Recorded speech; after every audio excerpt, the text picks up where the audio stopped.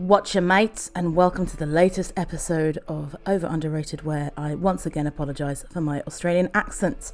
Yes, we are back down under, discussing two bands that Fran and I have wanted to talk about for a while, for very different reasons.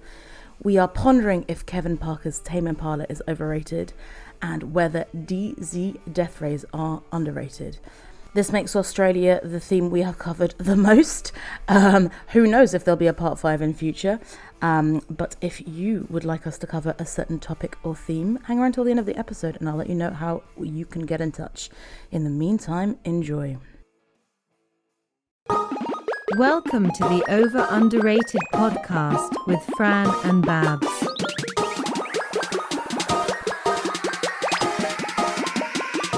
Is it over or underrated? It's another Australian episode of Underrated with Fran and Babs. I am Babs and I am here with my English co-host, Fran. How are you today? Good day all. I am doing fine. I had a lovely Italian salad for lunch. I'm drinking some cold water and I'm looking forward to talking about some bands down under. How are you doing, Babs? I am good. I had a vegetarian croque monsieur with a gratin cheese coating for lunch at a very reasonable price of €8 in Brussels. Hit me up if you want to know where you can get something that cheap. And it has been ridiculously sunny in Belgium on and off for 2 weeks, which feels wrong, but it feels great. I can look out the window, guys, and I can say that Bournemouth is blue sky at around 13 English centigrade with a chance of wind and some birds that are flying around. There you go. That paints a picture of our areas. So as we always ask, what have you been listening to this week or this month? So staying in Belgium, the band Vive la Fête that have been going for a while. I wish I knew how long, but I would say, from Tidal, I think their first album was 2000. They've just released an EP. Which I was not expecting because I thought they would just be the kind of band who, maybe were on hiatus, would come back every now and again. But it's called Les Sauvages and it's really good. And they have a song called Notre Planète about, fucking up the earth, which feels very apt. So I really recommend that. I have been watching the TV show Yellow Jackets, which I think we've discussed. Yes. And I even guested on Matt Latham's podcast, previous guest, No Book Club, discussing one of the episodes and talking about the music, of course. And if you watch the latest episode, we're recording this on the 17th of March, the song that finished it was a song called Bay Nosy by a Madagascan band called Lo Arano. Stick with me, guys. It's like noise rock metal goodness. And it's quite funny because when you look at a picture of a band, like the ones I've seen, a lot of them are in black and white. And it looks like they could be, I don't know, a kind of metal rock band, but from the 90s.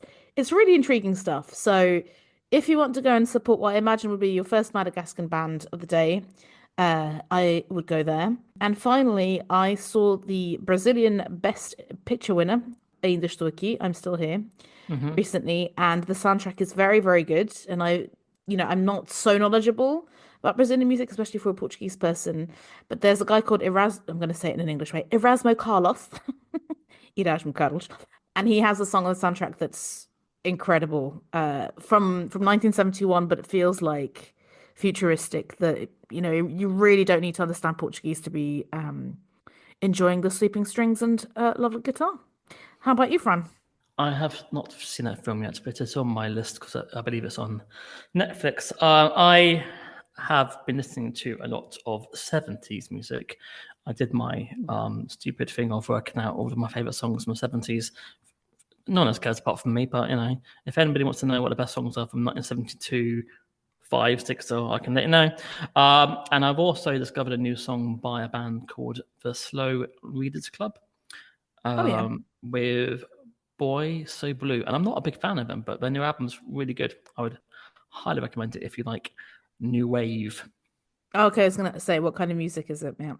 But are they normally new wave or is that just New Direction? I discovered them because they're kind of a bit too much like Joy Division and Echo and Bunnymen, and it seemed to be a bit of like a tribute act rather than a new band.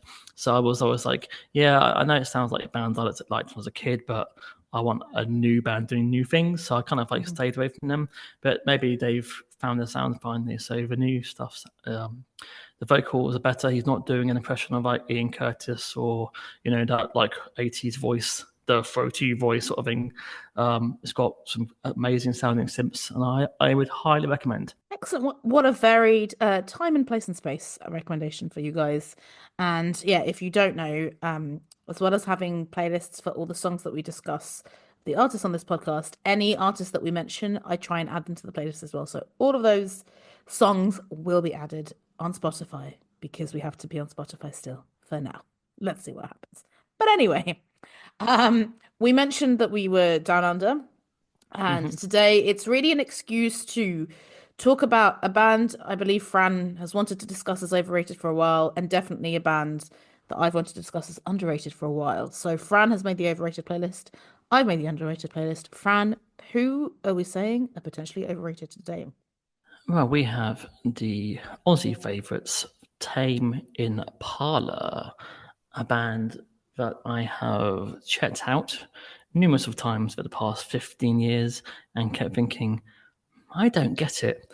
So I thought, yeah, why are this band getting 26 million streams a month? And I say 26 million six, streams. and I say band, but obviously it's just Kevin Parker. It's a bit like the Eels or Divine Comedy or I guess The Cure these days, when he basically is the complete creative force, and he has a live band from ex-members of Pond or previous members or current members of Pond. But yeah, really, Kevin Parker is the guy who is Tame Impala. And guess what, guys? I didn't even know that until this week. Did you not? I knew Kevin Parker was a singer. I didn't know he was just Tame Impala. Right. So that was interesting. But yeah, I probably had listened to maybe 2 or 3 songs and then just written them off, thinking, I don't get why they're getting 9.5 out of 10 on Pitchfork. Please tell me. So I thought I would just I went on some fan sites, and these songs I've chosen I've worked out are the 10 favorite songs of the fans. So I thought, if anything's going to make us fans of Tame Impala, it should be these 10. Actually, I like it's 9, and I did like a bonus track, which you may guess for fun. So yeah, so I thought if I don't like him after listening to these songs, then I'm never going to like him. So what are your thoughts on Tame Impala before we hit into the playlist? So yeah, the first time I remember discovering Tame Impala as a group, because I did know it was just Kevin Parker, but I don't know when I found Mm, out, was Elephant. I feel like I yes. remember hearing it, yeah, similar, right? Like I remember hearing it, I remember seeing that album cover and being like, oh, this is the kind of indie music that I like, but I'm not really feeling it Mm, either. Bit like the Black Keys or someone like that. mm, And I thought Lonerism, the album that's from, was their first album, but it turns out it's not. They have another one, and they have a few other EPs as well. One of which you've picked one of the songs from. So yeah, I knew it was Kevin Parker. I knew what he looks like. Didn't know much more. Discovered that he's from Perth. Discovered that he's been going long enough that MySpace was the reason why he got so big. So he is kind of that. Oh, that he's 1 year older than me. He's not mhm. that old. He's not that old, guys. And I didn't know that he was a producer as well. And the list of people, it's like Mark Ronson, Lady Gaga, Rihanna, Dua Lipa, The Weeknd Gorillaz, Travis Scott, Justice and the Flaming Lips, which is like, that's some pretty big names there. But very similarly to you, Fran, with some exceptions, which I'm sure we'll get into. It's kind of like electro psychedelic rock, and I feel like that's Mm, something I should get behind. I really like one of the songs that you've put on the playlist, and we'll get into that. I like his cover version of Remember Me. You know that song, Remember Me, mhm. I'm the one. He has If a only it was the Brit Sea Power song, but hey. oh gosh, I can't remember that one. Okay, I've got to go back, gotta go back. He did a few songs with Justice that you haven't put on the list. I think are fine. And that's it really also, I thought. But apparently I had saved Desire Be, Desire Go from their first album, Inner Speaker. And when I put it on, I was like, oh God, I actually know this song really well and didn't realize it was Tame Impala. I thought it was like King Gizzard or someone like that. But it's the song that goes, na, na, na, da, da, da, da, da, da, da, da. Anyway, that's the best I can do, I'm afraid. I don't think I've got anything from that album, but yeah, I think when they first started, they were more. I guess, blues psych, less electronic, and I think they've sort of steered across into the electronic pop era over the past two albums. So I yeah, didn't say King Gizzard by accident. Exactly. So, yeah. What is it with yeah. Australian bands loving the 70s so much? Wolf Mother, King Gizzard, Jet, just to name a few. Just Even next door in New Zealand, the Datsuns. Uh, yeah. uh, was it was it a boom time economically, is what I always think, or I don't know. Australian listeners, I know there's some of you. One of you has definitely emailed me before, so get in touch. I think the boom time for Australia was when they released Crocodile Dundee.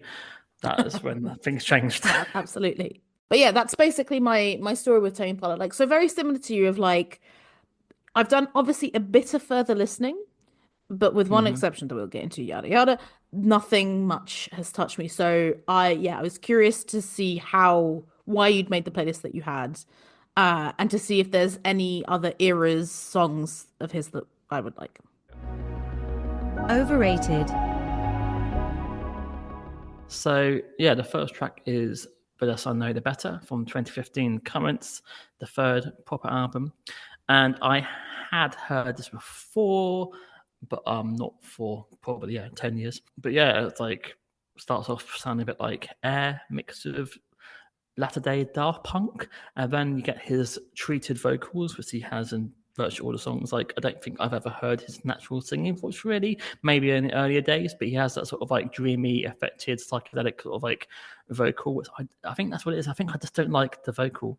Hmm. On all songs, it's very like one-dimensional. Occasionally he'll do like a falsetto, but it would just be it. There's not a lot of contrast to his voice, and maybe it keeps me away from feeling it. But yeah, he's never in a rush for songs. They're never like urgent, like the band was talking about later on, are very urgent in their production and force. This is always like, yeah, this would do.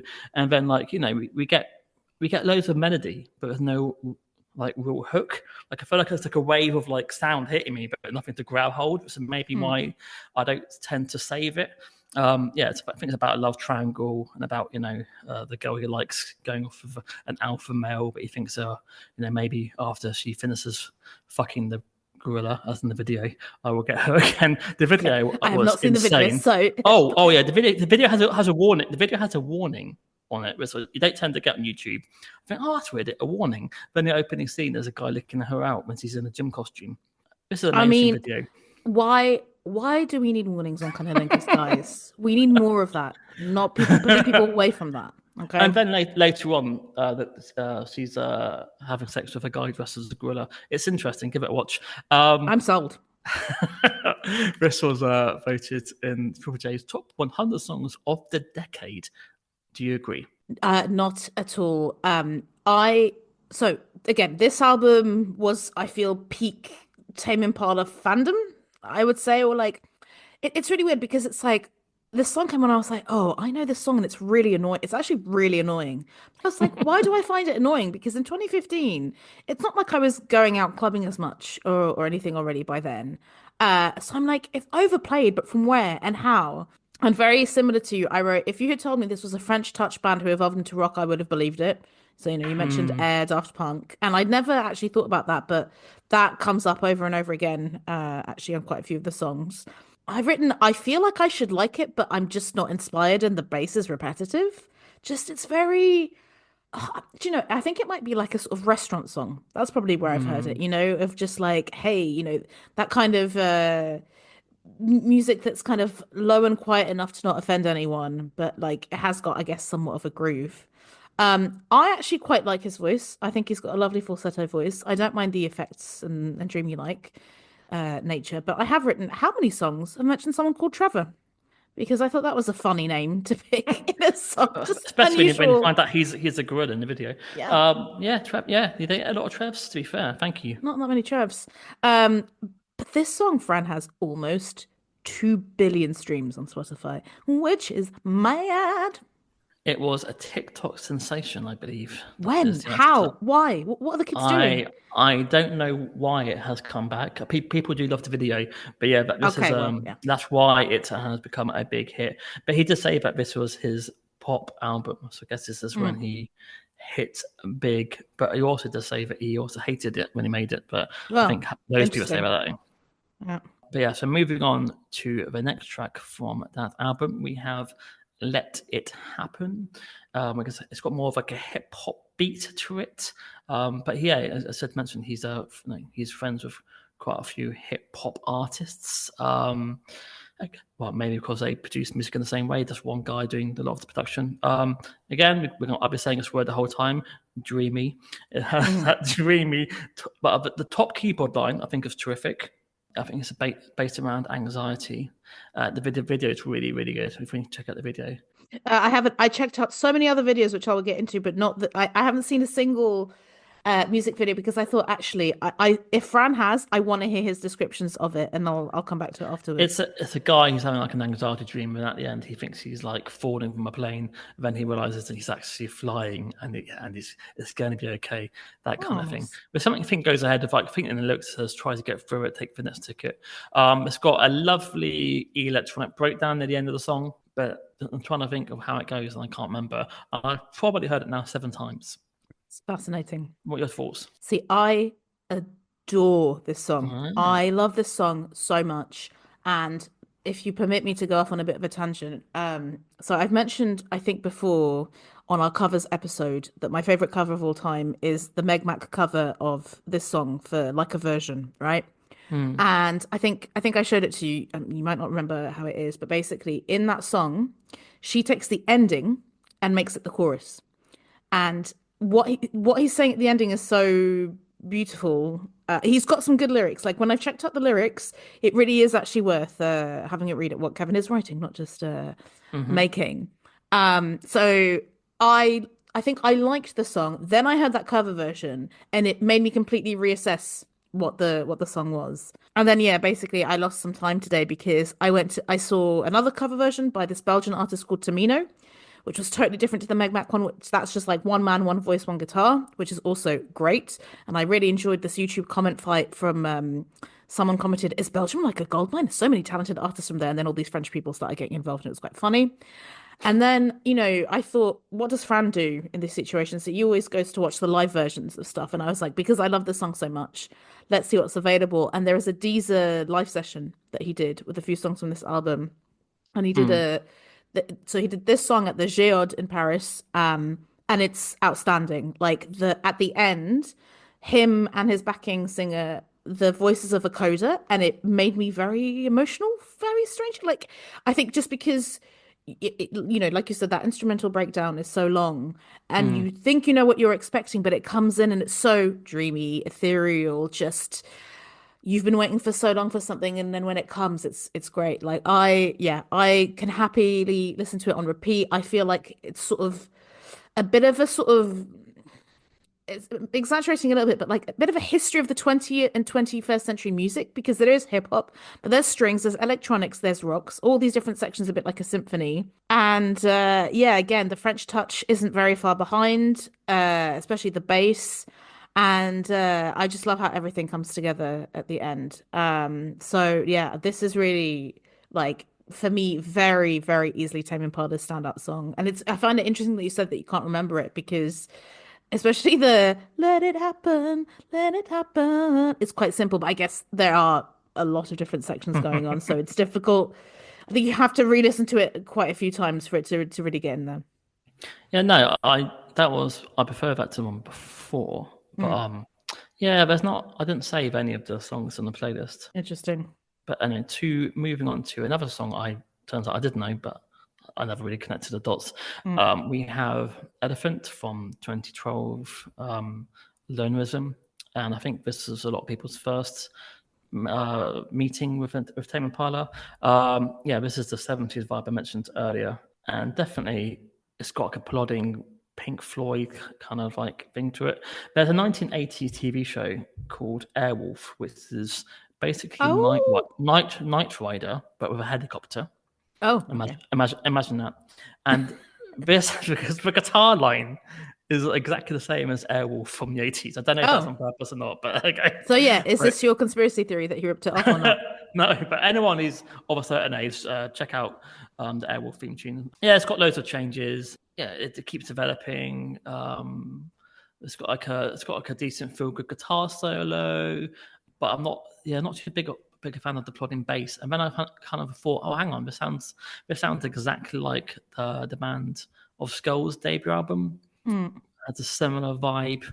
But yeah, so it kind of put me off. 'Cause I thought, oh, this is everything I like in it. I think I've heard before. Apparently, it's about an arrogant band he knew in Perth because he used to hang out with a lot of musicians in Perth growing up. But yeah, it's not my favorite. But what are your thoughts? So yeah, I was one of those people, like I said, for whom this was my first introduction to them. I think the song is fine. I don't Hmm. mind that it sounds, it does sound like a little lolloping elephant, ba-dum, Hmm. ba-dum, ba-dum, Hmm. you get the Hmm. big beasts. Like, it's filmic music. It's unsurprising that you've put, filmic songs on this playlist coming up. But I don't really have much to say apart from the fact that it is surprising that it transforms from rock into something more electronically proggy. Hmm. I like how complex the bass playing is sometimes, and you're like, okay, that's very virtuosic. But that's about it. Like, I don't hate it, but it just doesn't do much for me.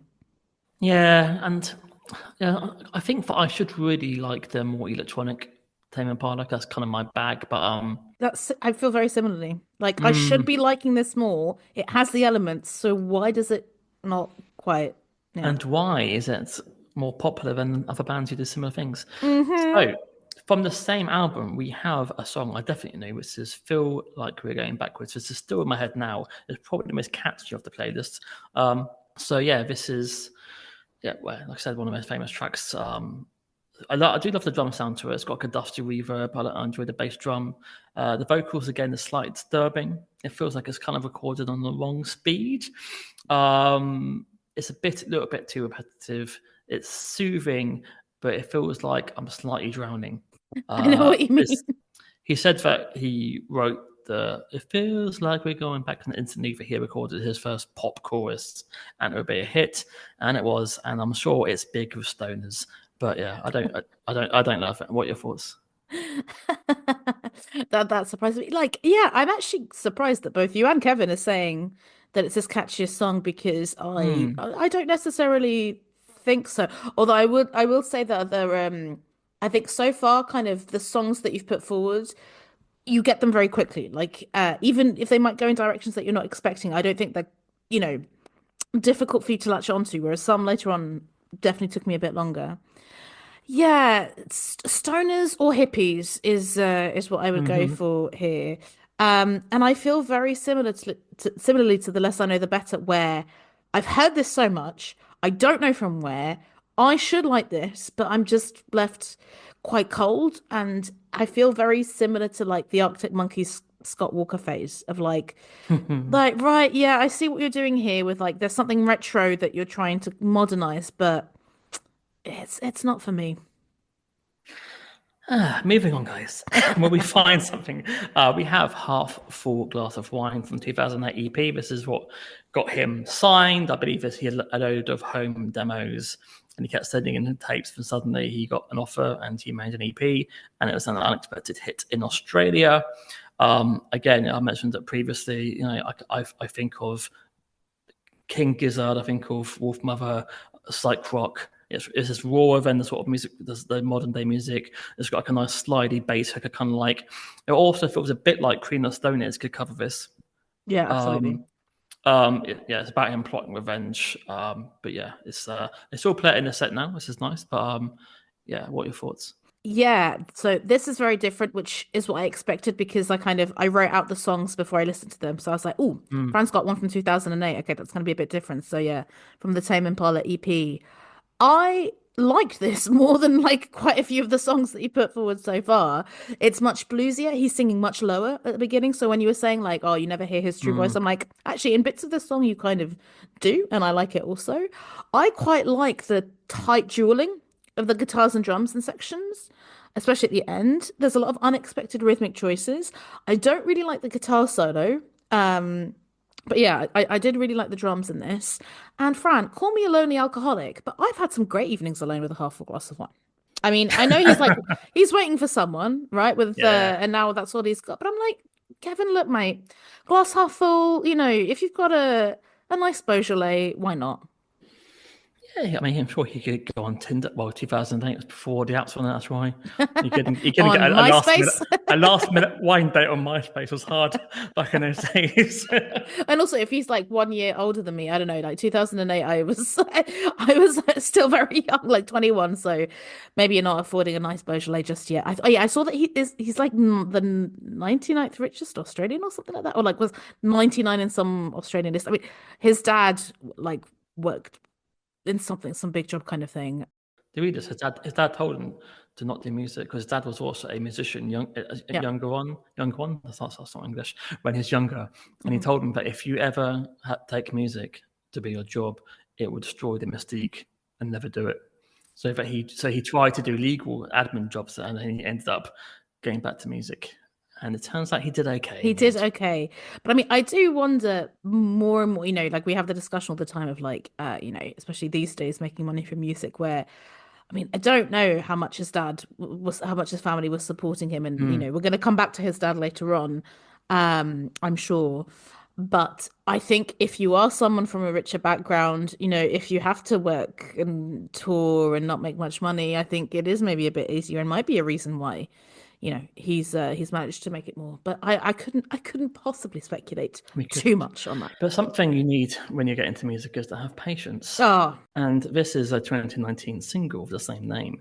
And also, it was his first single in 4 years. mm. Yeah, for someone who's quite young, he wasn't banging out the albums, was he? But I guess he was also maybe producing other people's work. I had no idea he only had 4 albums. I really expected it to be like eight. I guess because, yeah, maybe because he does work off of musicians, you keep hearing his name, but then Yeah. you don't realize, unless you're a big fan, you may not realize he hasn't actually made that many albums, like me. But yeah, that's for the opening line. Has it been this long?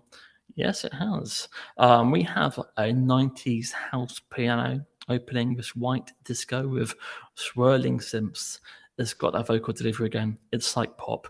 It's got some fantastically layered production, but I like the production. I like the sounds. I don't like the song. What are your thoughts? Yes, but why? But why? Well, first I wrote that, oh, this isn't a Take That cover, which I hoped you'd enjoy. I felt very little apart from the fact that I quite like the groove of the song. I quite Hmm. like the groove, the rhythm section, the twinkly arpeggios at the end. I could see myself dancing to this contentedly in a club, a bit more down tempo, but I could never see myself listening to this at home. I was like, I listened to it 2 or 3 times. I can barely remember it now. And yeah, I did go on Genius to see, what it's about.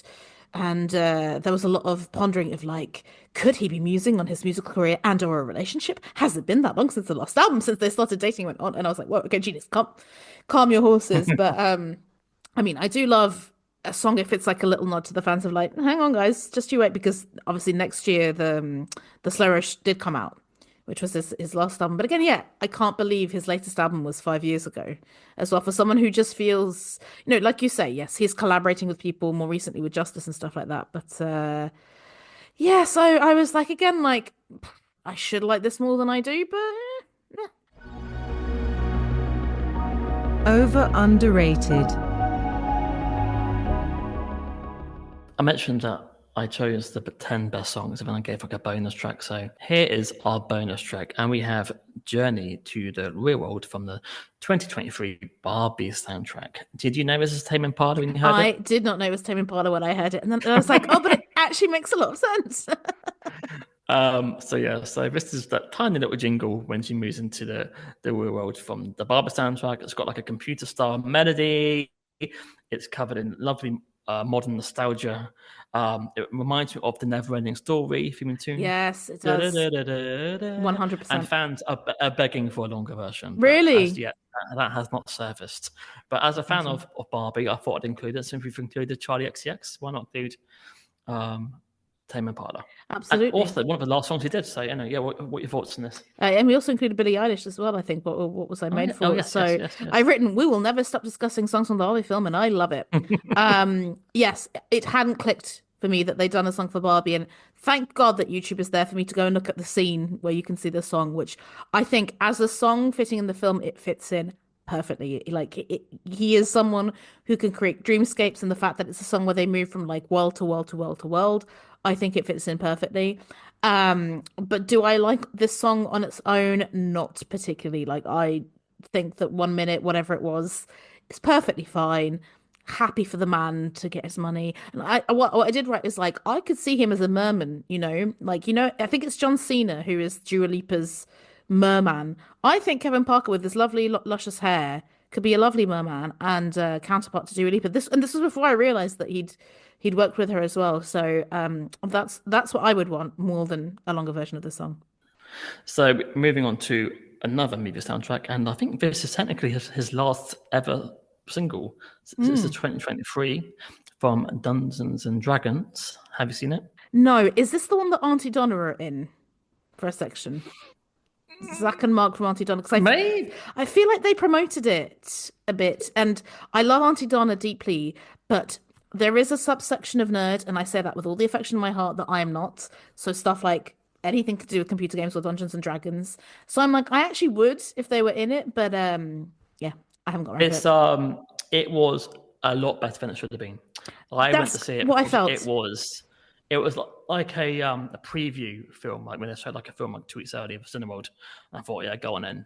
And I didn't hate it. And Hugh Grant's brilliant in it. Didn't So know he was in it. yeah, There we go. he's the villain in it, and so you expect it to be a lot worse than it is. I I did not remember the song at all in the film. But apparently Tame Impala jumped at the chance because he's a big fan of fantasy prog rock. So he created a fantasy prog rock for Dungeons and Dragons, and he took a friend. I should have written that down. His name I forgot. With him to Spain in a Hmm. chalet to write this song. It's a lot of work for Dungeons and See Dragons. this is where you're like, this is the good life, isn't it? Like, even though I'm sure, yeah, it's very stressful and like when you read about like, and this band stayed for 15 hours working till 3 in the morning, and you're like, do you know, sometimes I can agree with Kevin Parker's dad, Yeah, but I mean, there's less Simpson, there's more guitars, Mhm. less untreated vocals. You hear his voice clearer, like you did in the EEP. It's kind of a bit middle of the road rock for me. But yeah, I'm happy that Kevin got to do his fancy prog rock song. But I again can't remember this song. I probably listened to it 4 times today. What are your thoughts on Wings of Time? before my thoughts on Wings on Time, like, yeah, what do you think of Kevin Parker as a person? Because I feel like this is part of the problem. Like, he seems fine, but I feel like Mm. I don't know much about him. And even going on his Wikipedia page, where it's like there's just so much information about all the different pedals that he uses and all of that, which is all very good. But I had to go and Google, like, does he have a partner? Yes, turns out he married her in 2019. All this stuff, like, there is a bit of a mystery about him, isn't there? And I feel like maybe that distance also makes the music feel distant to me, or is that just my theory? Yeah, would you agree?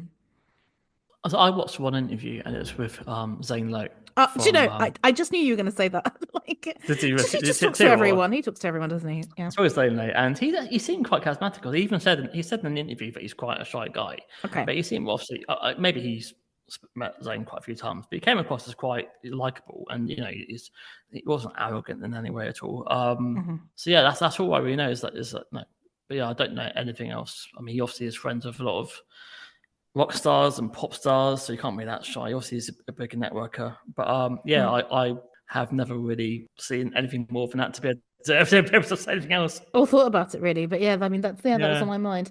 But Wings of Time, I think it's maybe my least favorite song on the playlist. I've put Tame Impala on horseback playing cowboys. This is Knights of Sidonia Light without the epic ending. I felt I felt nothing really, like especially because it's such a basic song. I feel like Mm. I don't know if you had told me that this Kevin Parker wrote this going into AI and putting, can you write a Tame Impala song that sounds like a cowboy ballad? I could have believed it. This is one of the fan favorites you were saying, No, no, no. This is one of his and one favorite of songs his because obviously favorites. he wanted to do something different. So Okay, a fancy prog rock was up the street, sort of thing. Kevin, I don't know how you seem unproblematic so far. I'm happy for you, but personally, not for me.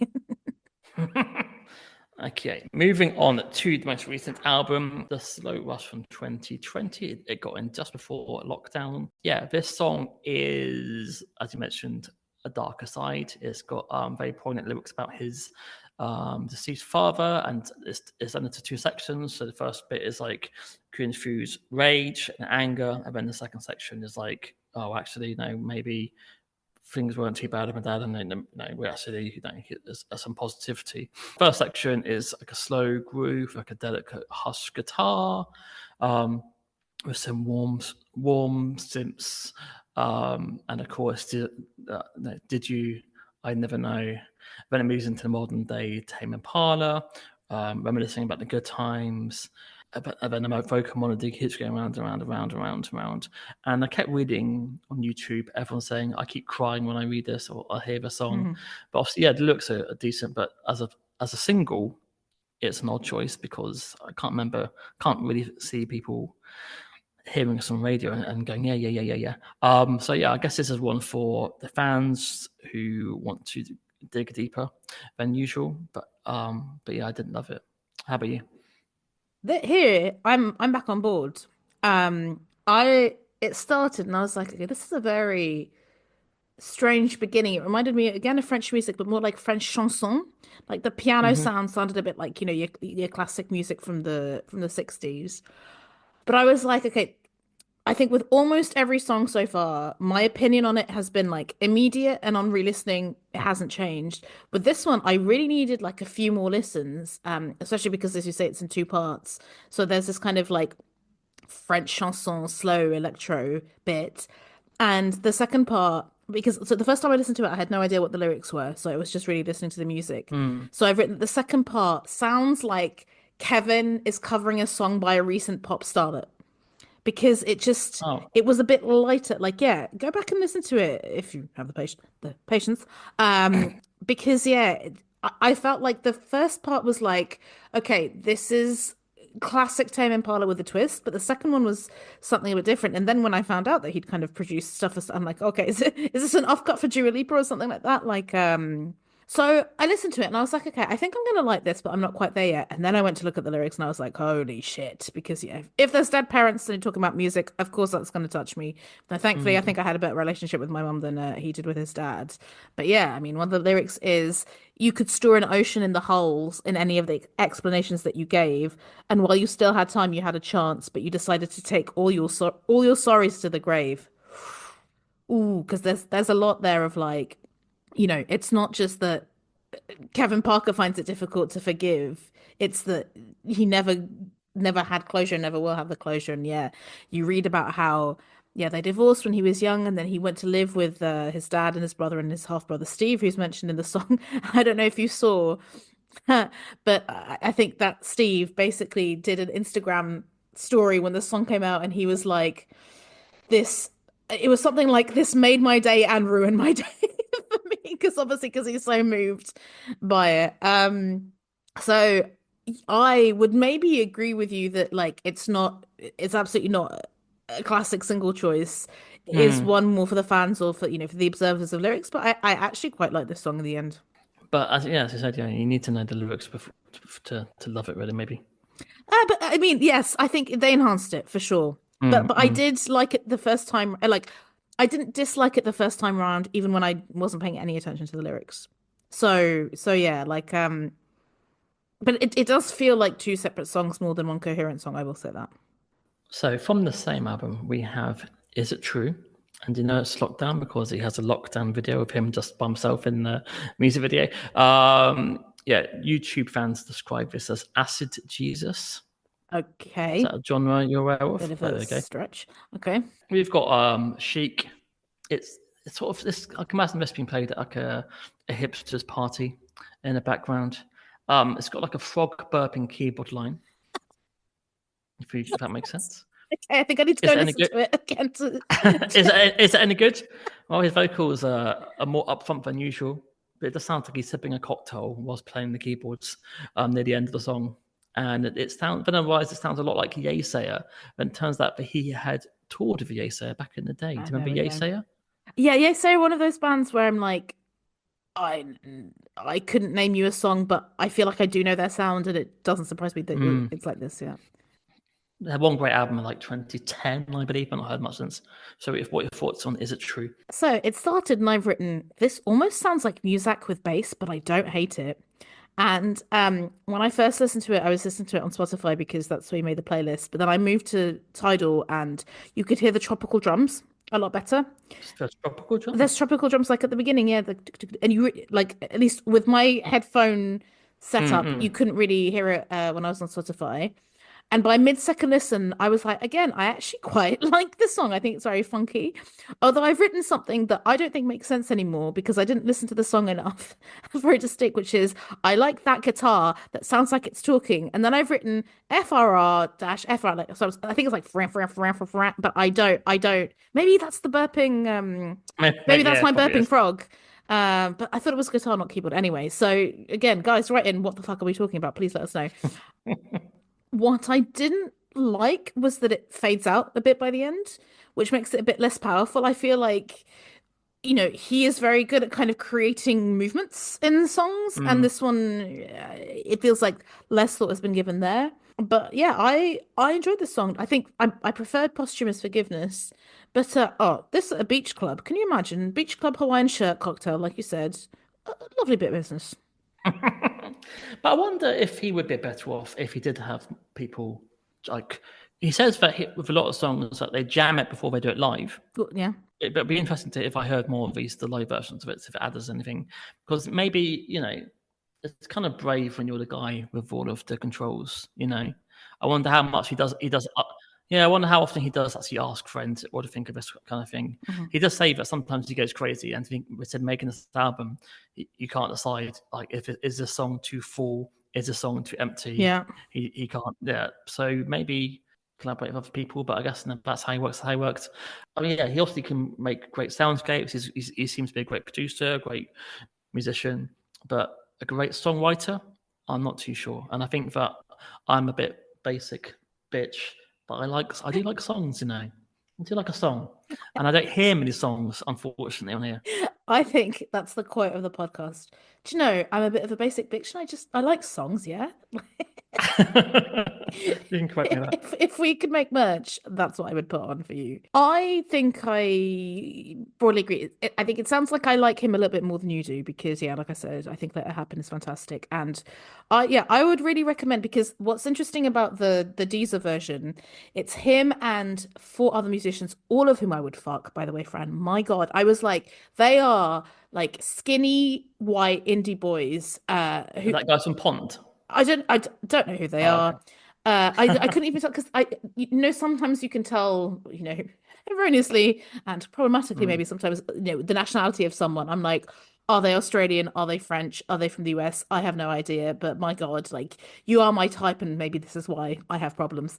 Um, like it was really interesting to see that video of at the very least like everyone who's involved in playing the music because it's all very Let It Happen is a song with all of these different things that need to Mm. happen at the same time, and like one of the guys has two different microphones because he has his like normal voice and then the vocoder voice. The drummer is really happy, like he's smiling all the time, which is a bit jarring because everyone else is kind of taking it quite seriously or like looking very concentrated, and that again made me enjoy the song even more than I already did. So yeah, maybe if he puts out another album, say, because probably you're a bit sick of him now, but check out if there are any live versions because it might change your opinion of whether he's a good songwriter. I know I think headline Coachella, and I can that feels right for me. hmm I don't know. Maybe in my head now, I just think of him as being the hipster's favorite indie band, maybe, See, I and don't think that's it's why. the hipster's favorite indie band. I No, think he comes under the category of what we mentioned before of people who don't really like rock like him. Because when you well, see you can't mosh to him, can you? yeah. Hmm. Let It Happen. I would try. Although Yeah. I'd take with as Ultravox said, dancing with tears in my eyes. But and again, yeah, rock is a bit simplistic because there's pop and electro there as well. But I do have that feeling where it's like because it is a kind of more unique genre that he's doing. I'm not saying there isn't anyone who sounded like him. We provided plenty of examples of people that does, but like I would say no one mainstream since Daft Punk has maybe sounded like him. And even then, like the psychedelic and especially bluesy influences, not as much. So I think he is doing something that maybe not many other people who are that big are doing. And 26 million listeners, I mean, that's way too many. There aren't that many hipsters in the world, surely. I ponder the question: Pond. is he big in the USA and Australia and not UK as much? Can you check for me?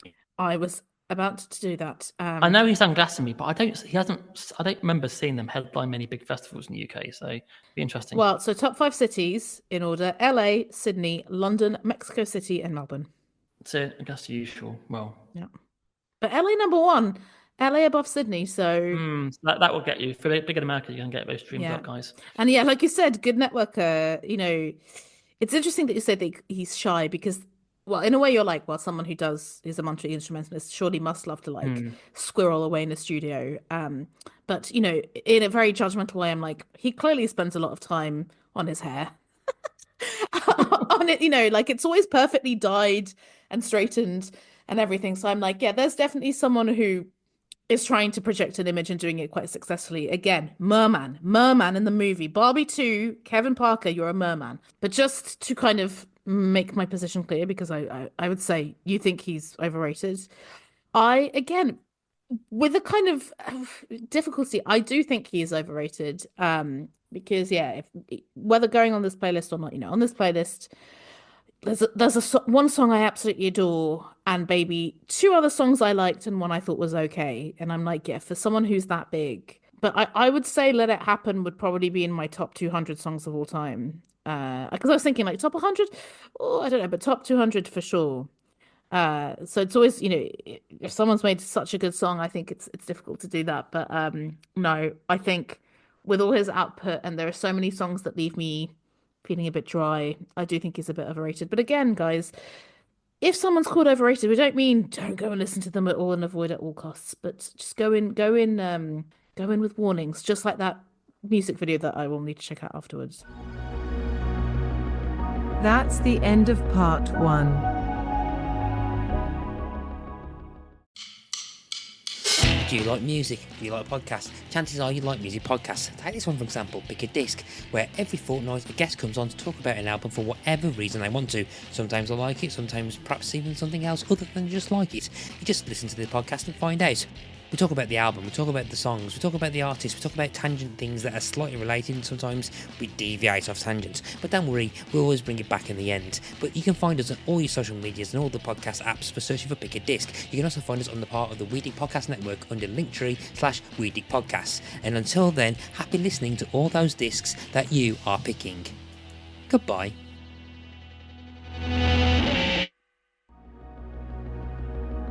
Underrated. Welcome back to part two, where, guys, you have just missed me and Fran talking about the boy band 5 in detail. Why? You'll have to stay tuned for a few more months to find out. We are now staying in Australia, but going up to Brisbane, because I would like to discuss my underrated pick for this week, DZ Deathrays, who were previously known as DZ or Denzel. So who are they? Wikipedia says they're a dance punk trio, which kind of surprised me because I feel like they're more noise rock. But then that actually sent me into a bit of a spiral about the sound of the band, which I'm going to come back to.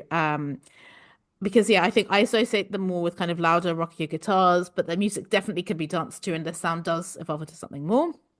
It's got two main founding members who've been there since the beginning: Shane Parsons, who's vocalist and guitarist, and Simon Ridley, who's the drummer. And there's also Lachlan Eubank, who is the other lead guitarist, and like a frequent collaborator that they finally made like a part of the band, I think in around 2020 or 2021. But there's no bass player, as per. Like, I do like a lot of bands without a bass player. I wanted to bring them to the fore because for ages I literally knew no one else who listened to them. And I think there's a lot to love. I think if you're someone who likes people like Death from Above 1979, Be Your Own Pet, Blood Red Shoes, whose songs they've remixed, Tiger Cub, etc., etc., like a lot of the kind of bands that we like and discuss don't sound a million miles away from this. But like, yeah, again, I think I maybe have one friend who has maybe liked when I've put a DC Death Ray song on Instagram, and that's about it. I did make a few more friends when I went to see them in the Netherlands last year, which was really fun. I met these two Portuguese people who I went out drinking with and then went out the next day with, which was really fun. So shout out to Gonçalo and Jessica. But yeah, I just think they're a band where it's not like all their albums are perfect, but I think they have enough, more than enough great songs for me to make several 10-track playlists for the kind of people who like a lot of music that we like, and a lot of people who are like, no, there's no good rock anymore. They've been going, like I said, since 2008, fairly regularly, and there's a lot to love. What did you know about DC Deathrays coming in? I knew the name more than the songs, and only one song on the playlist I knew previously. Only one, wow, yeah. Only one. I was so shocked by it because in my head I thought I knew them more. There are a lot of bigger ones that I don't like as much and left out, yeah. So was their peak era what, early noughties or mid noughties or? No, I mean the gig that No, I sorry. went to. When I say noughties, I mean tens. You mean Sorry. tens? Yeah. Yeah, I was thinking, I was like, yeah, No, no, no. it's actually a bit difficult to know what their peak era is. I think definitely the second album did pick up some hype because the gig that I went to see was to celebrate the 10th year anniversary of their second album, Black Rat. They Hmm. played it in its entirety, which is great because it's my favorite album of theirs. So, and clearly there was enough demand. But once again, they're back in Europe, and once again, they're not fucking coming to Belgium. And someone's like, "Oh, but they're coming to Tilburg in the Netherlands." I'm like, "Yes, I've been to the Netherlands once. I love you, Netherlands, but like, please, Belgium likes this kind of music." I don't know is the answer, but I have seen so. I'll open it with it already. So they have not quite 100,000 monthly Spotify listeners, and I feel like the last time I checked, they had closer to like 80,000. So maybe, their last album was in 2023 and they've released a few newer songs. Maybe their peak is just around the corner. I don't know. Do you prefer them with three members or two members? Oh, that's such a tough question.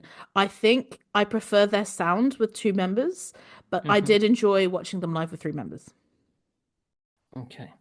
So when they play, because I did watch like a couple of interviews. So Shane did say that he kind of plays the bass line on the guitar. Yeah. So now they've got another guitarist. Does Shane play kind of like the bass line on the guitar? Another guy does the lead, or It does feel a little bit more like I mean they do call Lachlan lead guitar, whereas they call okay. Shane guitar, but it does feel more like to, because a la again Deep Valley, Blood Red Shoes to me anyway. I see it as kind of like it is harder rock because of that sort of thing, rather than doing a Jack White on Seven Nation Army. Yeah, I had never heard much at all about them. So I don't know how big they were, but you just said that they're fairly big. But I guess for an Australian band, So that's not a bad.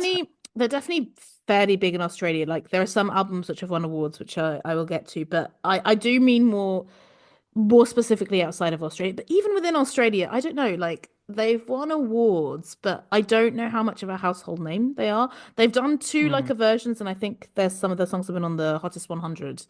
Um, but I just like I said, I feel like there are so many, especially like British and American people who would absolutely love this band. And I'm sure that they have a following in both those places and in parts of Europe, obviously, because they are touring there fairly frequently. They seem to tour a lot. Like they seem to be a very hardworking band. But it's the whole it's name recognition. I keep using mm.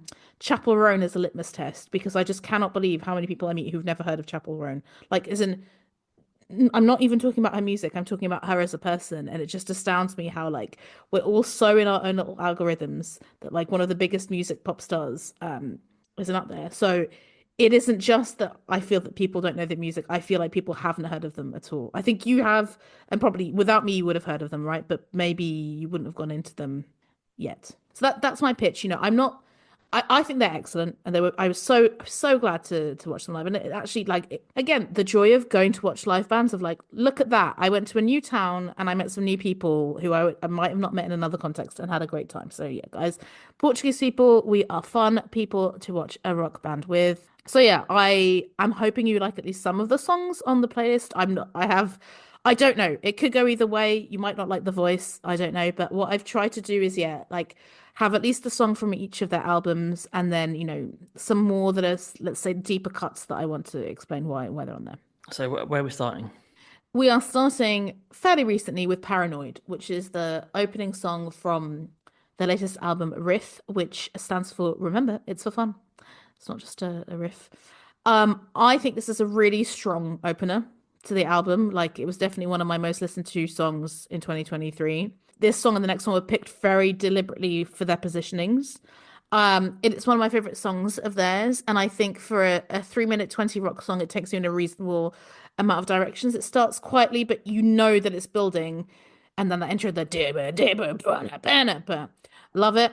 I love how he's so paranoid he can't even finish the word. Like he's like, I'm so paranoid, as if someone's following him. I quite like the oi, you're paranoid in the background when it shifts as well to the hear it coming. Ooh, like I was reading music reviews by them, and the one by Laura Snapes from Pitchfork about their first album. She was just describing how the oohs and the ahs that he uses to punctuate, they are very good at like scream punctuating, I think. I think it's extremely catchy, and I don't know how many of the music videos you've seen, but this one is a sort of smack my bitch up light with someone drinking a lot Mm. of booze, smeared camera lens, and then eventually watching the band. So, are you feeling paranoid? I mean, it's a brave title to call a song Paranoid, isn't it, really? Obviously, yeah. My next demo is called Enjoy the Silence. Hey. So yeah, so this has got like a fuzzy punk inspired driving rock. It's got that intense vocal. Don't hate the vocal. Don't hate the vocal. Mhm. Never know, Yeah, never they know. said that it's a collaborative effort. They created a central riff and brought in the dynamic drums and built up from there. I keep reading they're amazing live, and unfortunately, I only saw one of the songs live, so I can't say. But am I waiting to be destroyed by the song? I don't know if I'm waiting to be destroyed. I You think I'll you you heard it probably. coming. I did, yeah. I'm rather having a beer. I might have a Dr. Pepper and then talk some gossip about the band. You know we're now going to pair a drink with each song now that you've said that. But yeah, no, yeah. It's interesting you did the song first because this has kind of like gone full circle. It's just the last album, isn't Yeah, it? And this sounds a lot like the earlier stuff. exactly. And in between, they've kind of like moved away, haven't they? So I guess I don't know, have they gone back to the sound because the fans weren't liking the different sound, or what do you think? I think that because my theory is again, and I have to say again, I will repeat, I knew so little about the band and its Mm, like motives or anything like that. I was just like, I just like their music. I knew their names both started with an S, but I barely knew that. I think their earlier songs are very like, I think there's lots of writing about them where it's like, oh, they write songs for house parties or they write songs to play live or like, mm, they write songs with that thought of like, we're playing them almost as they sound live. And then with the Positive Rising albums, obviously that like was quite different. And it was the first time that they had another member kind of there with them and on the album cover and everything. I couldn't tell you if they've gone back to this sound because it's what feels natural to them or they feel it's what the fans want because I think the mm. Positive Rising albums were positively reviewed by and large from what I can see. And a lot of people kind of praising them for that evolution of sound. But I mean, I think it's in the middle. Like I do still think it isn't completely back to the beginning, especially when you hear songs from their first album. Mm. I saw them on an interview. To be fair, on YouTube, most of the interviews are in America, so they must have some sort of impact in Yeah, America. yeah, they must do, yeah. And they basically said that, yeah, the first album was us doing Death from Above, but a crap version of it. I don't think it's crap. I don't think it's crap, guys. But it's nice to have a very, very honest one up.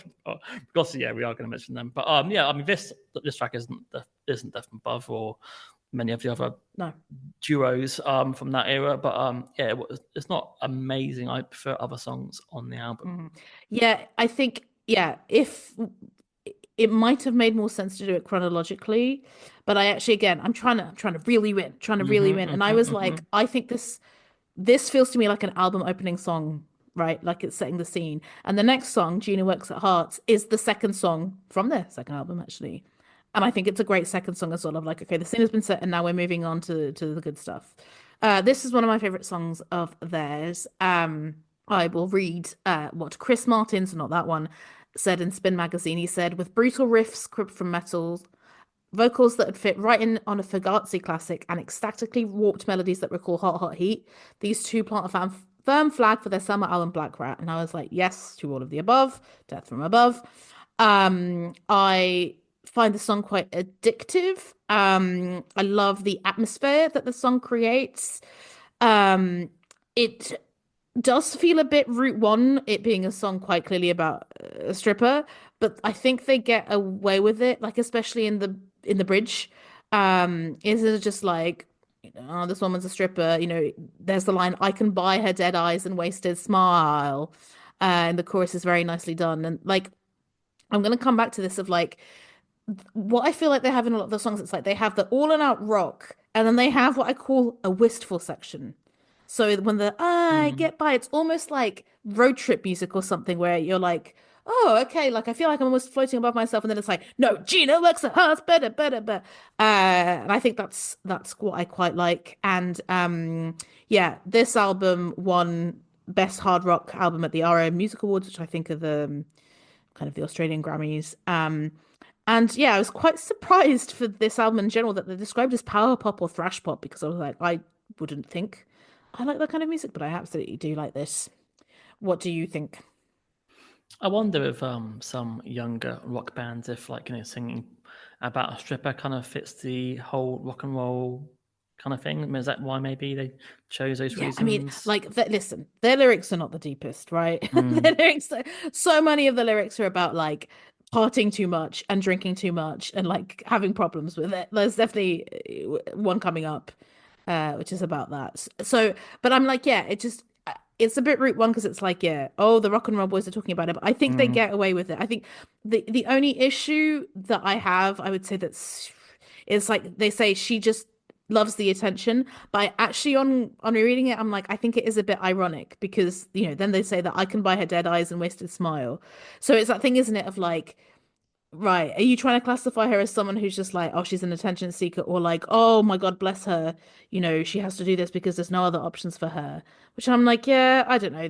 That's been done a bit to death. But it doesn't bother me that much. And it's not like that many people are doing it anymore, at least that I know of.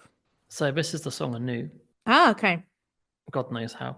I Hmm. hadn't saved anything, but it was on my radar. Yeah, people say this is a fan favorite. People call it a skater banger. I can see it. I can see it. So I think that melodically the chorus is very much like the mid noughties. I even put the automatic. Oh wow. I'm not sorry to say the automatic, No, no, no. I'm but just thinking. I'm like, well, see, the automatic, I can't help but hear a keyboard. So I'm like, if you put a bit more on keyboard yeah, in there, yeah. The video is quite brilliant. it's great, isn't it? So both of them are having like a full haircut whilst performing the song, including when they're having a shave to bloody consequences. I wouldn't recommend having a haircut to heavy rock. My barber plays Kiss FM, but Not for people smooth? outside the UK, Okay. not well, no, simply Smith. But yeah, this is more up my street. It's got a very catchy chorus. It's a banging uh, I mean, I'd say pop punk, but apparently it's power pop, but it's all very similar. The speakers turned to 11. Yeah, quite enjoyed it a lot. Well, quite enjoyed it. And I enjoyed it a lot. I'm There you go. glad. I'm glad. Like I was like, now I feel on more fun footing because I'm like, if you like this, then I hope you like at least one or two more.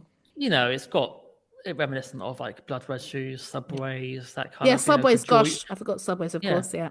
joyful noughties and 2010 rock and roll. Exactly. But the next pick is from one of the more recent albums. So there's Positive Rising Part 1, which came out in 2019, and this is Part 2, which came out in 2021. So this is Fear the Anchor.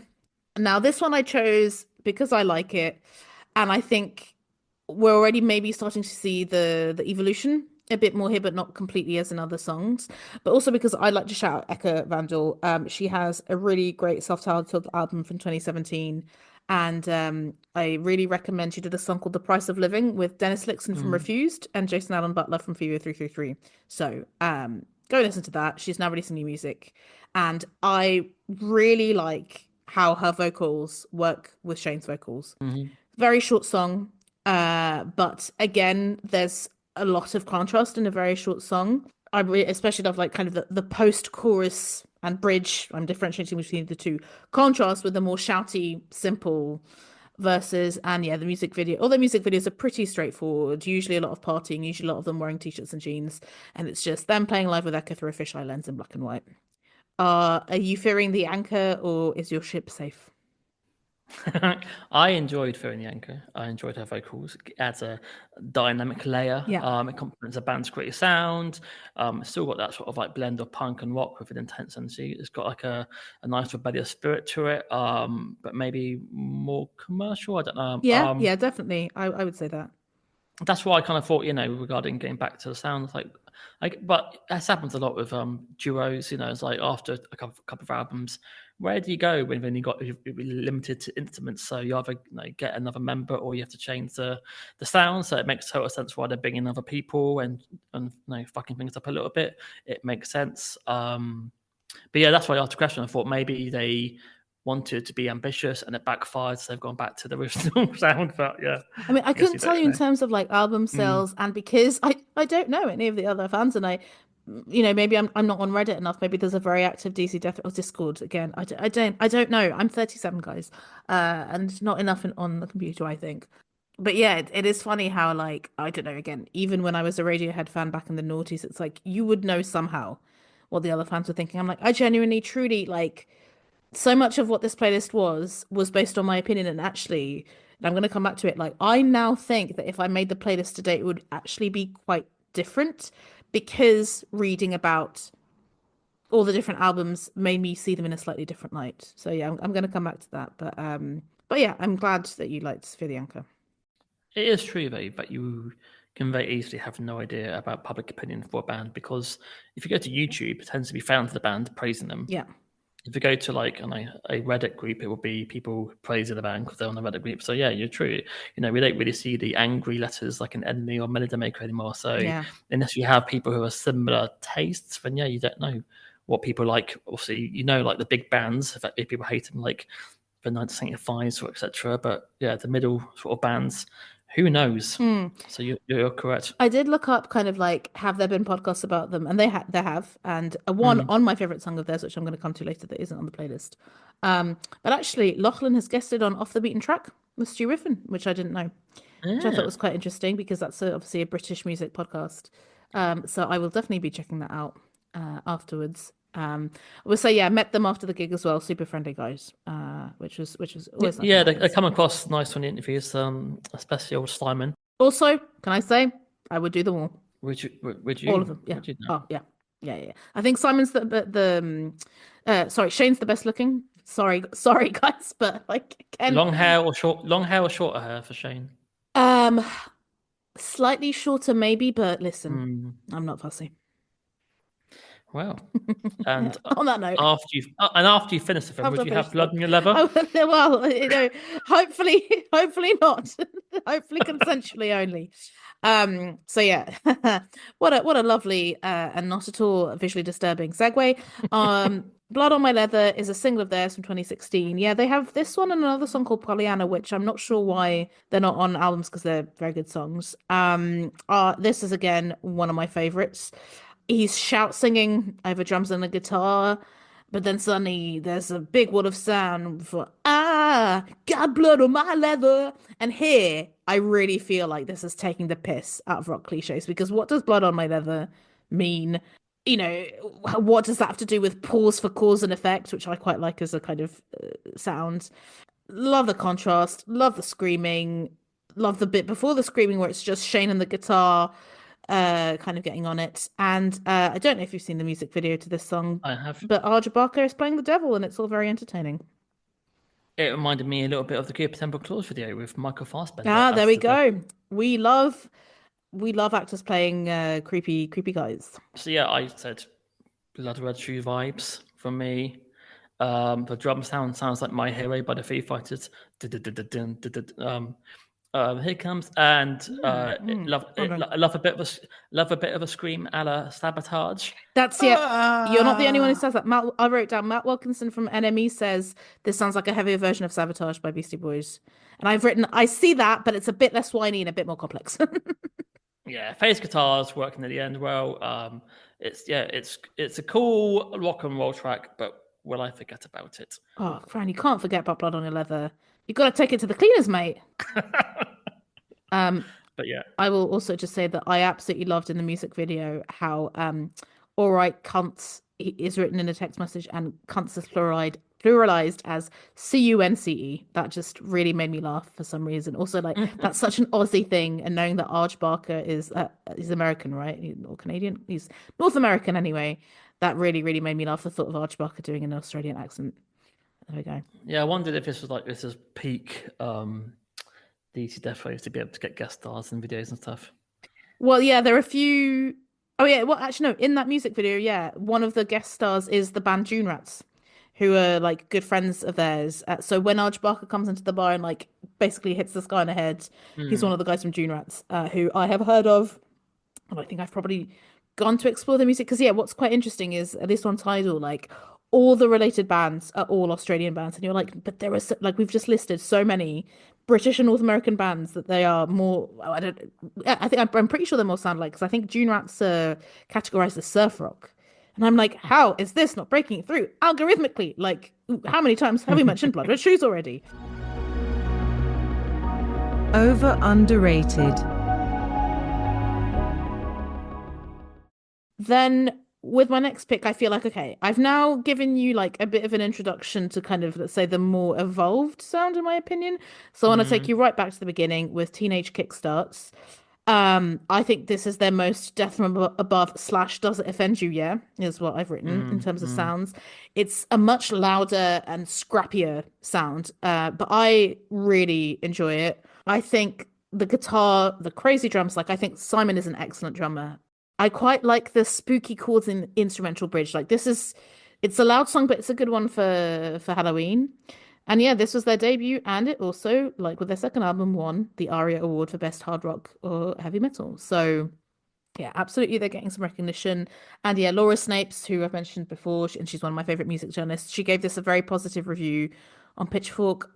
In her review of the album This Comes From Bloodstreams, Laura Snape says, like that high-pitched whistle that sonic screens play outside corner shops, there'll come a time when what DC Deathrays are doing no longer resonates with you, but for now, it's more than worth going deaf to. So yes, I agree. Do you agree? It is the youthful chaos sound of two hard rock Aussies. I didn't love it. It's very throaty. It does lack a bit of that. It does lack dynamic, but obviously there's only two instruments that's going to happen. I got a little bit bored, unfortunately. It's obviously I like more than just energy. The guitar sounds a little bit like Live and Let Die when it opens up.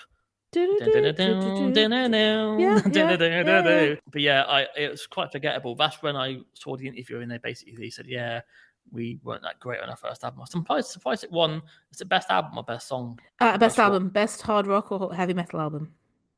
Interesting. So I'm But surprised. yes, again, so after I made this playlist and I saw that Laura Snapes review, she even refers to how the fact that their song "Dumb It Down" sounds a bit like Depeche Mode, and I was like, yes, it kind of like not completely, but I was like, it does, and that should have been the song I put on for Fran. So listen to "Dumb It Down" because it's very different.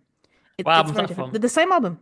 Same album, Oh, Bloodstreams. really? Yeah. On the one hand, I can understand that people might be, especially if I just put songs on the first three albums, it's like, well, it's all sounding quite similar. But I'm like, yes, but like there is a bit like you have to listen to the albums. There has to be a bit of variety. Yeah. Do you prefer them to Blood Red Shoes?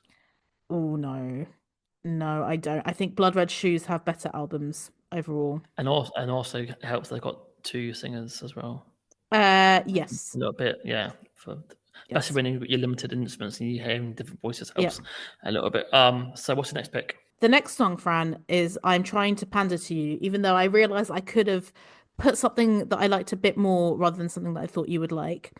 It is Fired Up from we're Mm-hmm. still in Positive Rising Part 2. And I think hopefully you'll agree this is such a gear shift from their previous songs. Because yeah, I think Yes. I was trying to be like, they have this sound, this is what I really like. I'm gonna give you a bit of variety, but now I'm gonna hopefully kind of show you that there's more going on. This isn't one of my favorites of theirs, but I picked it because the sound evolution. I wrote that I feel like this could be a heavier Killer song.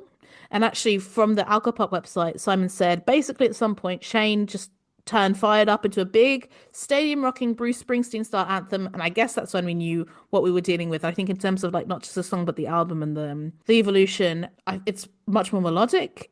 What I quite like about it is the guitar line trilling in the Mm-hmm. background. Again, a more wistful sound, and there's even a tambourine at the end. Positive Rising 1 and 2 and were not the easiest albums for me. I feel like, ooh, it's so different that I'm only picking one or two songs here or there. But after reading all these reviews and kind of reading more about kind of their motivations for the sound evolution, I did listen to part one again today and I was like, there is actually more on here that I would like. There could have been other songs that I like more that I could have put, but I still, for now, don't regret picking this one. And, I've said that I'm not the hugest fan of their lyrics, but this one like has song that I quite like, which is you've got heaven in your hands, but still you feel ripped off. Give me one more chance to just check the pulse, getting fired up when I see you around. So yeah, are you fired up or are you firing up the kettle to go to sleep? So it did pique my ears when I heard this, and I did think, oh, after hearing the other songs, I thought, oh, it's just the Fran track. Ding, ding, ding. It's got a pulsing guitar line. It reminded me of like a modern day Billy Idol song with the snarl vocals as well. Yeah, I put it down. It's more stadium rock than upstairs at a pub. Absolutely. It just piss off the fans. The chorus tries to have soaring vocals, but I don't think that Shane can hit those sort of heights, unfortunately. Did you find a live version of it at all? No, I don't. So I put it might be trumped by the ambition somewhat. It's got a great middle eight. The video is fucking terrible. Have you seen the video? I actually haven't seen the video. What's it about? Fuck me. It's just it's like some aliens coming down to the planet, but it's got someone. I'm hoping to take an effects, but some of the worst like computer effects I've seen in the past 20 years. But maybe it's on purpose. But so I like the idea of it, but I think that his voice can't suit that sort of chorus, that sort of Bruce Springsteen. I was gonna say if it's Brandon Flowers or Bruce Springsteen singing Maybe, instead. yeah. If it had someone else, it would work. But unfortunately, that doesn't really suit his vocal, unfortunately. Okay, interesting. So from there, I'm dragging you back to. But Fran, here's your song. But now we're back in the song that I really like. So I definitely wanted another song from Black Rat, and I ummed and ahed about which one to pick. So I could have picked Black Rat or Reflective Skull or Night Slave, which was described by DIY Mag, just to show you how different it is, as Optimus Prime rocking out in an electro disco onslaught. It is maybe my favorite song of theirs, but like it just sounds so different and so electronic that I was like, and also not in a way, even though like that might tick your boxes, actually not in a way that maybe I thought you like. I thought you might find it quite repetitive. So I went for Less Out of Sync because I quite enjoy the contrast, and I hoped you would too. So it sounds like these kind of how to describe it, like almost wind chime guitars, almost like the way that they're coming in. You're like, okay, this might be a bit different. And there's them, a simple guitar line, Shane singing, but then he goes, "Get us less out of sync," and we're back, and I love it, and I want more of this all the time. But here again, we have two bridges of wistfulness, because we have these two sections: the waste time to think, and the I know it's simple but so hard to follow, which again provides such a different contrast to the kind of just classic shouty rock Less Out of Sync, I thought this might be the other song that I could illustrate as to why I quite like the album Black Rat. Someone said on YouTube that it has good cop, bad cop vocals, which is a good way of putting it. I agree. Yeah, the YouTube comments were not the most inspirational for these. It's just people going like, "Oh yeah, bloody love the song." Yeah, yeah. I was surprised reading some comments that people said they heard it on Radio 1.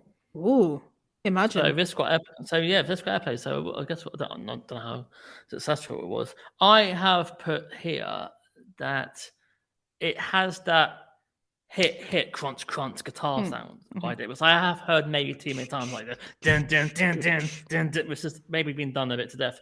But the last 25 seconds was fucking brilliant, and I was so annoyed that the last 25 seconds has like a galloping beat to the heart section. Yeah, and I love that. And I thought, oh, here it comes. And it's ended. But does that not make you want to loop it again? Because sometimes that can happen with music, where you're like, maybe more. So I'm going to listen to it again, and then it kind of again starts in that mysterious way. Yeah, but I really enjoyed the last section of the song a lot. Interesting. Okay, good. Doesn't sound like a bad pick then from that album. But yeah, like I said, I could have easily made half this playlist that album, but I want to be a bit more balanced. The next song is from their third album, Bloody Lovely, from 2016, which of course, again, you hear it in an Australian accent. Lovely stuff. I think this was the first song of theirs that I heard, because when I was trying to uncover how I heard of them, not clear at all. I have on Spotify that I saved the song in 2017, so maybe from a Discover Weekly or something like that. I saw on God's Jukebox. I'm still the only person that's posted about this band on God's Jukebox, which, I'm shocked because there's a lot of rock fans on God's Jukebox, a lot of fans of all the aforementioned bands, but I'm still the only one. So I'm just like, again, this is why I picked them as underrated. Of like, how is this just not getting through? I think the beginning of this song really sounds like "Whenever Wherever" by Shakira because it goes do do do do, which I hadn't realized until kind of like sitting down and analyzing it. I've just written this is frenetic noise rock, which does not overstay its welcome. It's very short. The lyrics are never particularly deep, but this sticks to the many themes of the rock and roll lifestyle. I particularly like keep saying I should take a vacation or maybe a relation or maybe a relationship, which is very again Beastie Boys kind of like uh shouting. And yeah, so this album did not win an ARIA. It was nominated and it was produced by the same guy who produced the album before, Burke Reed, who was from a band called was it Gremlins? What did it? Girling, not Gremlins. Nothing to do with Gremlins. So yeah, I put this as pit ready, punk fueled, just over a minute, rock and roll, scratchy vocals, chorus. See you later. Thank you very much. Wham bam, thank you, ma'am. Bam bam, thank you, ma'am. So it's nice to hear a quick. I mean, mostly half these sort of bands because like when I say these sort of bands, I mean like short but sweet rock and roll because like the albums last for half an hour. So if you're doing a tour, like do you play 30 songs and that's like an hour and a half, or do you just do like a 45-minute headline set? Or how does it work? Remember King Adora, all their songs were like 2 minutes, and most of their gigs were like 25 minutes as a headline set. Well, my response to you on that is I've mentioned before on the Belgian Neighborhood album episode that we did, Cocaine Piss, who have very short songs. When I saw them, their set was literally 20 minutes at a festival. That was it, and that was it, and they were off. And I think with DC Deathrays, they do have shorter, but they also have longer songs. And yeah, the closing song from Positive Rising Part 2, Positive Rising, is 6.5 minutes. So they can always pad with that if they want to. But yeah, because I saw them on an album tour, from memory, they played the whole of Black Rat and then maybe 6 other songs, and that was it. So my ninth, second to last pick is a cover version. It is a Rockstar that they did for Triple J's, like a version featuring Nerve. But I will say, Fran, I'm very pissed off because I only realized today that they also, for the same program, did a cover version of Love Shack by B-52s. They did. And I was like, oh, you bloody idiot. And it's really good. It's really chaotically, rockily good. I don't know if you've seen it, but no, but is it with the guy from Nerve or just so the one I've picked is the guy from Nerve, but the one with the B-52s is by a band called the Gooch Palms. What I really enjoyed about it, especially the Love Shack version, which I'm afraid I'm going to have to talk about for a little bit, is that the guy from the Gooch Palms is doing Fred Schneider's vocals, but the woman from the Gooch Palms, again presuming it's a woman, her and Shane are doing Cindy and Kate's vocals. So Shane is being a woman on it, and yeah, he can go high. He goes really well. But anyway, not here to talk about that. We're here to talk about Rockstar. So I really love Rockstar and Lap Dance by NERD. That album I think is incredible. And what I absolutely love about this cover version is, okay, you are a rock band covering a song by a more, let's say, hip hop is a bit too reductive, but let's say, hip hop-esque band taking the piss out of rock stars. You've amped up the rock, like it sounds much harder, but you then have a rapper who adds his own verse and talks about Australian things. I think it works really well. Like it is that classic thing of like it's a song where they've added their own spin on it. And what else I liked about it is how ethereal they've made Shane's voice sound. So I think, you've mentioned, especially in the earlier stuff, which is most of the stuff you've heard of because of this playlist, like it is a bit like raspy and shouty. Here, to kind of go with Pharrell's falsetto, I don't know if they've put an effect or maybe this isn't his natural voice. He can sing quite high and he's quite subdued and in the back. And then you've got Nev going, "You can't be me, you're a rock star." I think it goes really well. I think Simon is drumming for his goddamn life and we love to see it. So yeah, as someone who's a huge fan of the original song, I think this is a great cover. Have you worked out what the guy from there was saying regarding the music industry? No, but I know that the guy who he's referencing about needing filler or Botox is the guy from marketing in Triple J. But he said, yeah, because they're playing on Triple J, he said if you're going to have this much exposure, you might as well say something. I think we discussed previously, haven't we, regarding like covers of like mainly like Triple J and the live rounds are the main two radio shows, and then you do it. Big fan of the original.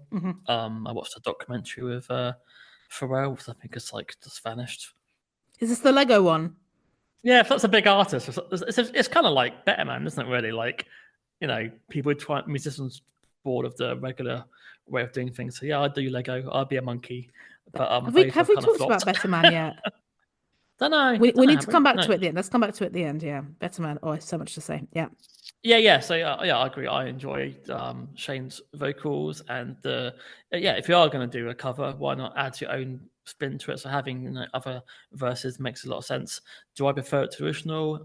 I don't know, but yeah, it was a fun listen, and that's what I guess most of these are. It's nice to hear a band doing something different. So yeah, thank you for including it. And yeah, it's also not on Spotify, so Yes, YouTube it only. is. Although in my Spotify, it's there but grayed out, which makes me think that in some territories it might be available. Okay.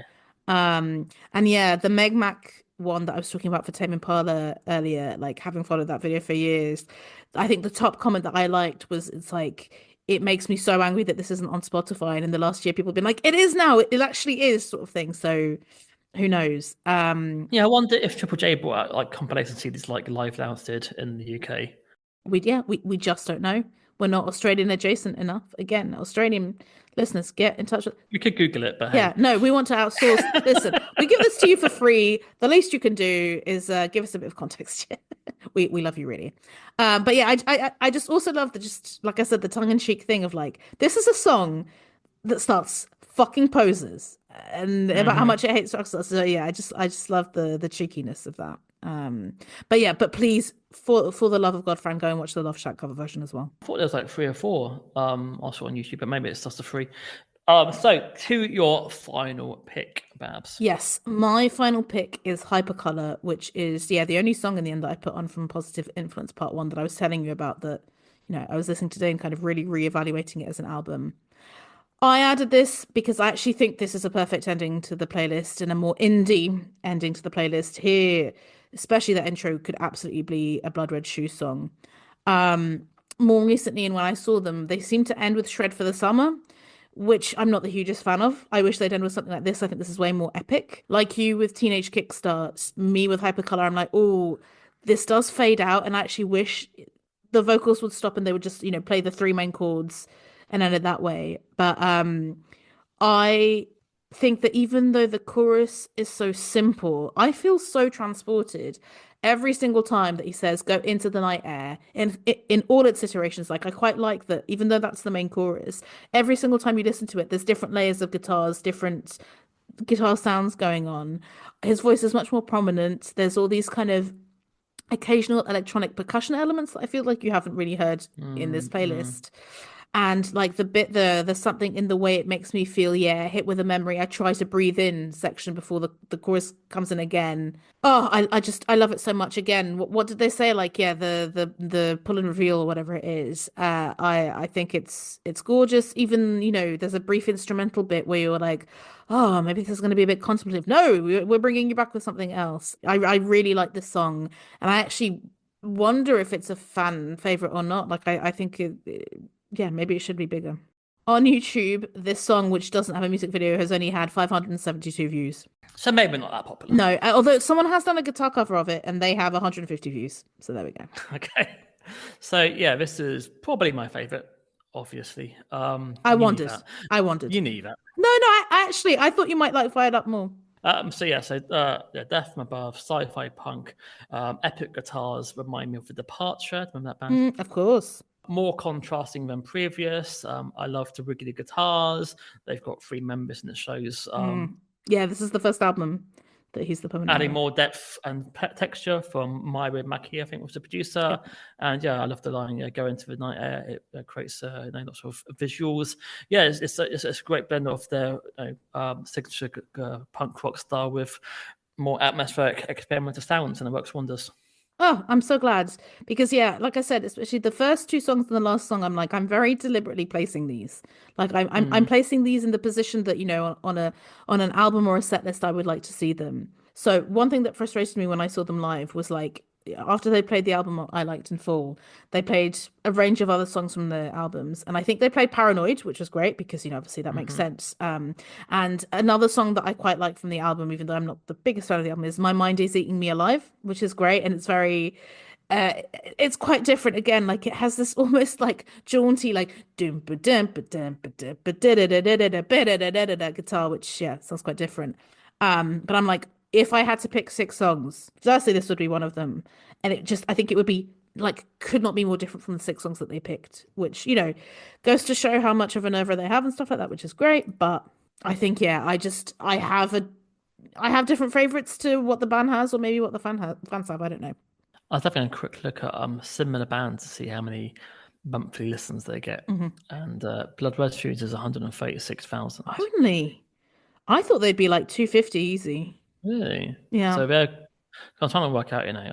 We're going to ask the question in a minute if they're underrated. So I thought I'd check their colleagues, colleagues. their Yeah, you don't want to say colleagues, competitors, they're peers. Yeah. their peers to see how they stand. And yeah, I mean, obviously they've got slightly more of an eye rod, but yeah, they are below a lot of other similar artists. Hmm. I tried Band of Skulls. I think they'll be What did I bigger. say? Band of Skulls. I'm gonna guess 300,000. I'm surprised 407,000 for Band of Oh, do you know, I Skulls. almost went 500,000 and then I was like, no, Barbara, calm down. That's mad because for me though, because it's like a local band from Southampton. But I say, they had their dedicated fans, is what I felt. so yeah. So looking, obviously we're going to discuss them a bit more, but yeah, yeah, I hadn't really heard their songs. Like I said, I recognised one track. I didn't really hate anything.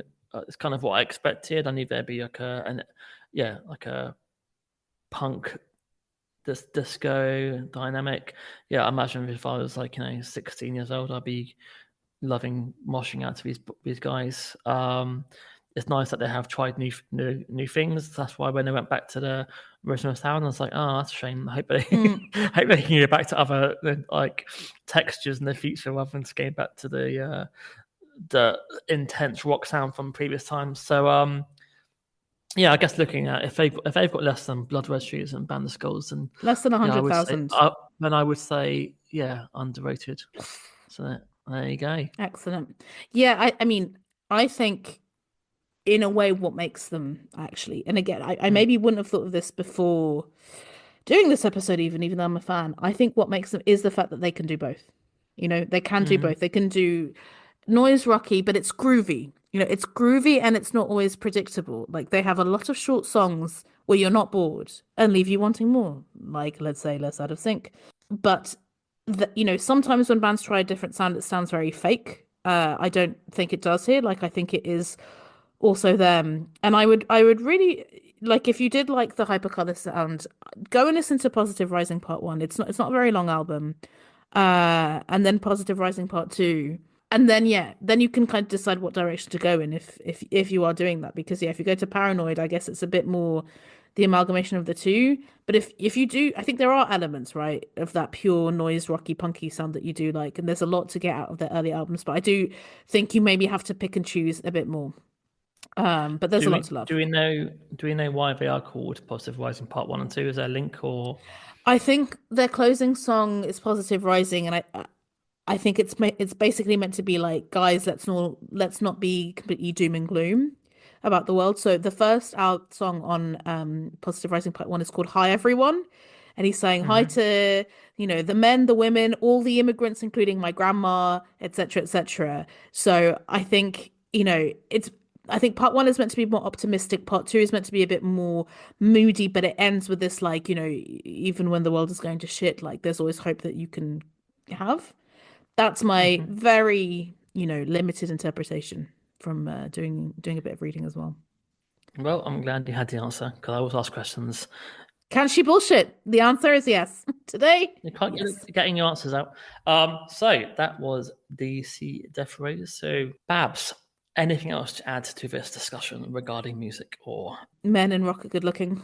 and that's Men in rock a are lot of good men in rock looking. are good looking, and Is Matt Healy good oh looking? God, no, just no, don't even.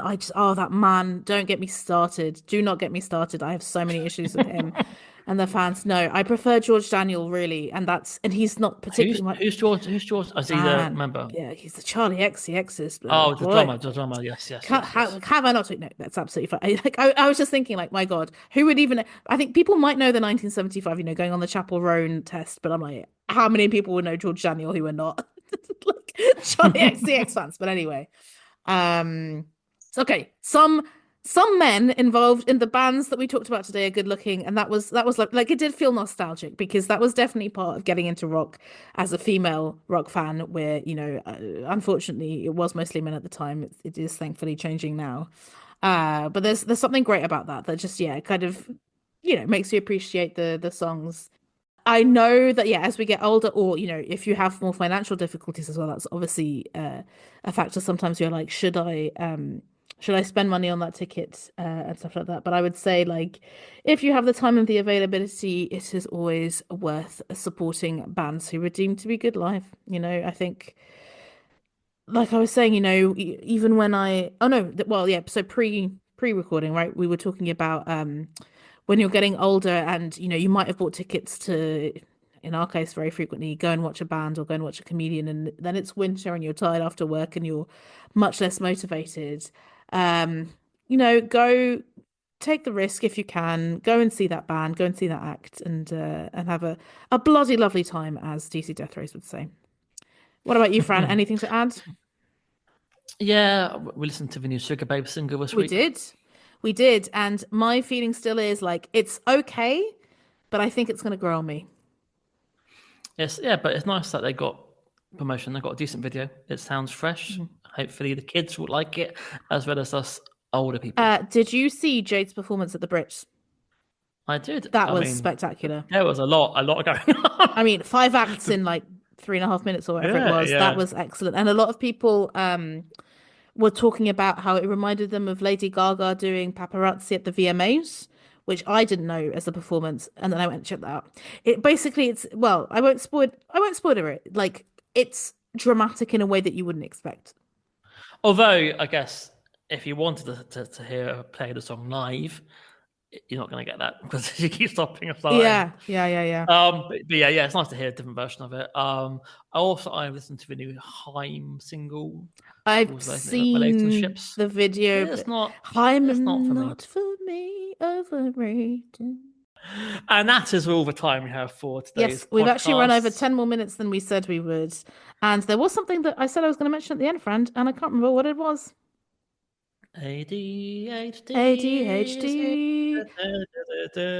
ADHD. So guys, share if you're neurodivergent. I think let's say ADHD specifically because I don't have autism. Share your favorite coping mechanism in the comments. Namaste. Namaste. So yes, if you listened all the way through, you might have realised that the thing I wanted to talk about at the end that I'd forgotten was Better Man by Robbie Williams, which is a nice segue because that was made in Australia by an Australian director. But anyway, we hope you enjoyed the episodes, and if, like I said at the beginning, if you want to get in touch to discuss our opinions, tell us about Australian cultural things that we should know about, generally find out what we're up to, you can find us on Blue Sky at OU Music Pod. You can find us on Instagram at overunderatedmusicpod, or you can email us overunderatedmusicpod@gmail.com. Hope you are all well, keeping supporting artists and music as we talk about on almost every episode. And thank you very much for still listening. Almost 4.5 years on. See you on the other side of the world, maybe? Who knows? One day.